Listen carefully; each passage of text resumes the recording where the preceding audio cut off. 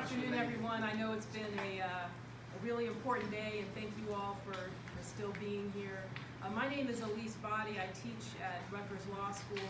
I run a project called the Inclusion Project, and one of my students has researched the history of enslavement in the state of New Jersey. Spent hours in the New Jersey archives assembling information, so we have that information. We'll be happy to share it with the Legislative Black Caucus.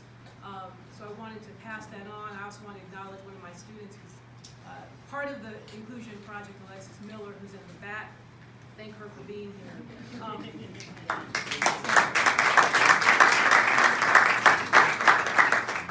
I want to thank Senator Rice and members of the Legislative Black Caucus for introducing this critically important legislation.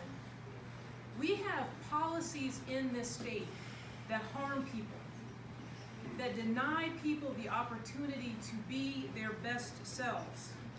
We've heard some of the challenges already, about some of the policies that deny people opportunity. I want to talk about one in particular, which is that we have 270,000 Black and Latino students in racially isolated schools in neighborhoods that are stricken by poverty. And they are stricken by poverty because of decades of disinvestment and underinvestment by government and private industry. And the problem is that these harms are compounding. I think when we talk about reparations, people are under the illusion that the harm has passed. Yes. The harm is not passed. The harm is ongoing. That's right. And the problem is the harms that we talk about are mutually reinforcing. They sustain each other. Yeah. We talked about the racial wealth gap. What does that mean in practical terms? What that means is that you can't buy a home and build equity in that home. You have trouble paying for health care and paying for groceries and things that you need. It's harder to find the money to send your child to college. Having a low wealth has very practical consequences that are reinforcing and sustaining. So if you are in a low-income school district, what does that mean? It means that it's harder to pay for teachers.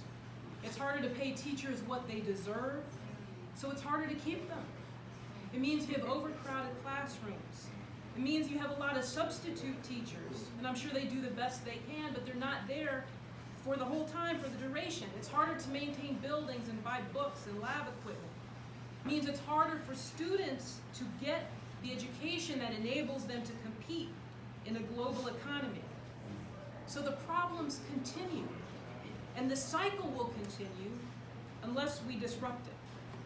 So here is my question to the rest of the members of the New Jersey legislature, as well as the governor. What are we going to do about it? What are you going to do about it? A task force is a no-brainer, quite honestly. That's an easy list.